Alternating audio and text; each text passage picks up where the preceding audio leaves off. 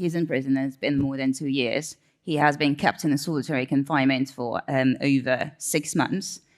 They are torturing him. They are underfeeding him. They are applying all the sorts of psychological pressure on him.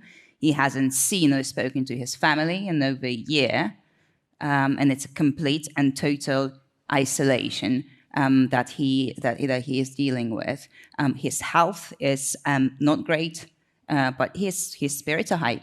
His spirits are high. It's quite extraordinary, Maria, that in this circumstance, he's able to get messages out. How is that possible? Well, I wouldn't want to go into very fine detail of that because we're very cautious that this channel might be interrupted. But in broad strokes, Navalny is allowed to see his lawyers because he's constantly being sued by the Russian government for new things. Now, this time, they're about to start a new case against our organization for extremism and terrorism.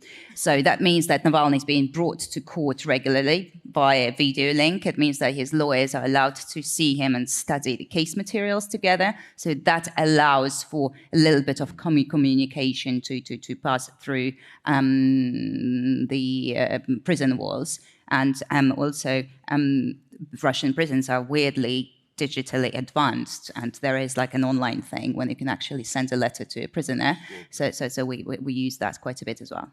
How extraordinary. There's no doubt that Navalny, across the world, must be one of the bravest people in the world. Do you think it's because his name is spoken so constantly in the West that's kept him alive? Because Putin, I'm quite sure, would like to kill him. He is definitely the bravest person I've ever met in my life. And I think that, well, what you mentioned, that's our plan.